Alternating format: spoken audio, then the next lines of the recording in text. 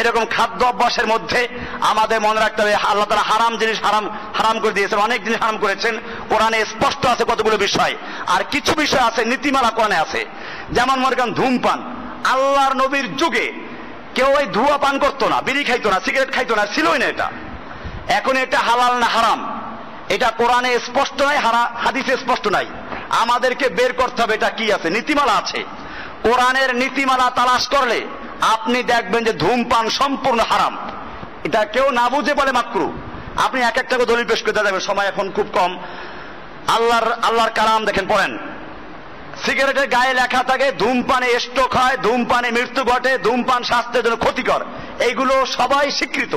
এবারে আসুন আল্লাহ তাআলা কি বলছেন কোরআনুল কারীমের সূরা নিসার 29 নম্বর আয়াতে, ওয়ালা তাকতুলু আনফুসাকুম, তোমরা নিজেদেরকে হত্যা করো না, ইন্নাল্লাহা কানা বিকুম রাহিমা, আল্লাহ তোমাদের উপরে দয়াশীল, তোমাদেরকে দয়া করে একটা দেহ দিয়েছেন, তোমরা এটাকে হত্যা করো না, ধ্বংস করো না।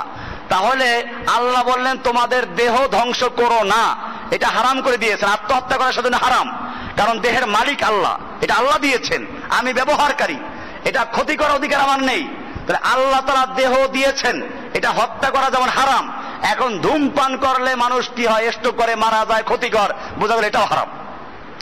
এমনি ভাবে সূরা বাকারা এর 195 নম্বরে বলা হয়েছে, ওয়ালা তাকতুলকু বিআইদিকুম ইলা তাহলুকা, তোমরা নিজেদেরকে ধ্বংসের দিকে ঠেলে দিও না, ধ্বংসের দিকে ঠেলে দিও না, তোমাদের নিজের হাতে তোমরা নিজেদেরকে ধ্বংস করো না। ধূমপান করলে নিজেদেরকে আস্তে আস্তে ধ্বংসের দিকে ঠেলে দেওয়া হয়, শুধু নিজেকেই না, বরং যে ধূমপানকারী পাশে থাকে তার ছেলে মেয়ে, এদেরকেও ধ্বংসের দিকে ঠেলে দেওয়া হয়। কাজী আল্লাহর নিষেধ পরিষ্কার যে তোমরা নিজেদেরকে ধ্বংসের দিকে নিজের হাতে ঠেলে দিও না। ধূমপানকারী ঠেলে দিচ্ছে, আল্লাহর হুকুমের সরাসরি লঙ্ঘন, এটা হারাম। এরকম ভাবে ধূমপান অপচয়, এটা খাদ্যের কাজও করে না, পানির কাজও করে না।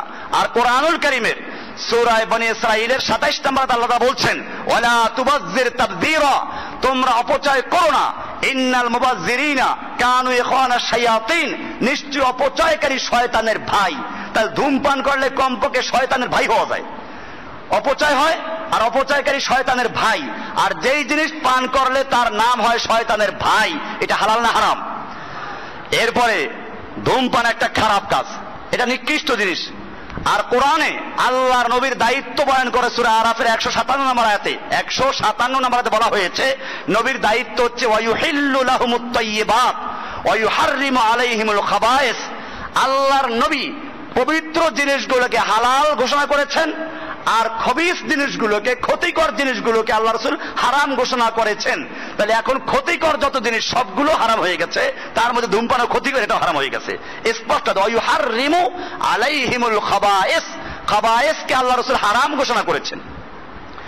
এমনি ভাবে পেঁয়াজ রসুন, কাঁচা পেঁয়াজ রসুন খেয়ে মসজিদে আসা নিষেধ আছে। তো পেঁয়াজ রসুনের গন্ধ কতটুকু? হাদিসে পরিষ্কার বলা আছে, মুসলিম শরীফের হাদিস, আল্লাহ রাসূল সাল্লাল্লাহু আলাইহি ওয়াসাল্লাম বলেছেন, জাবির ইবনে আব্দুল্লাহ থেকে বর্ণিত, ক্বালা মান আকালা মিন হাযিহিল বাকলাতি আসুম, যে ব্যক্তি এই বাকলা মানে এই সবজিটা খায়, রসুন পেঁয়াজ, ফালা ইয়াকরাবান্না মসজিদানা, তো সেজন্য আমাদের মসজিদের কাছেও না আসে। ফাইনাল মালাইকাতা তাতাআজ্জা মিম্মা ইয়াতাআজ্জা মিনহু বনু আদম, নিশ্চয়ই ফেরেশতারা কষ্ট পায় ওই জিনিস দ্বারা যার দ্বারা মানুষে কষ্ট পায়। তো ধূমপানকারীর কাছে যারা ধূমপান করে না এরা যেমন কষ্ট পায়, ফেরেশতারাও কষ্ট পায়। তাহলে বোঝা গেল ফেরেশতারা যখন কষ্ট পায় তাহলে তার ইবাদত কিসের? আল্লাহর নবী বলেছেন এদের মসজিদের কাছেও না আসে।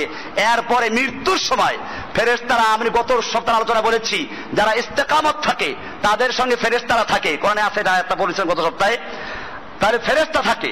এখন যদি ধূমপানকারীর কাছে ফেরেশতা আসতে না পারে তাহলে কে আসবে? শয়তান আসবে।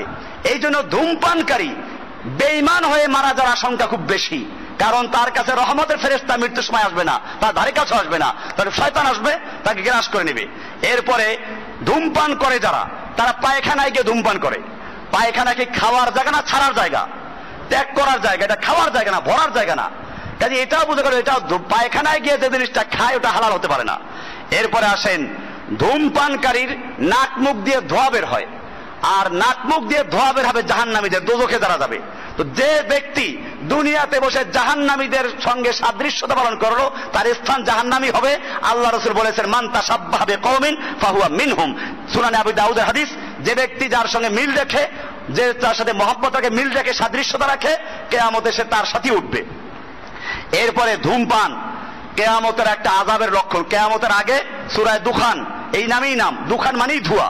কোরআন একটা ধোঁয়া নামে একটা সূরা আছে, এই সূরার 10 নম্বর আয়াত আল্লাহ তাআলা বলছেন ইয়াউমা তাতিস সামাউ বিদুখানিম মুবিন, কিয়ামতের আগে স্পষ্ট ধোঁয়া আসবে, ধোঁয়ায় আকাশ আচ্ছন্ন হয়ে যাবে।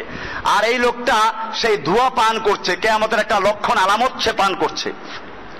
এরপরে ধূমপান করলে ধূমপানকারী ভিতরে ধোঁয়া প্রবেশ করায়, ধোঁয়া আগুন থেকে, আগুন খায়। আগুন কি মুসলমানদের খাদ্য না অখাদ্য? এটা হারাম। আগুন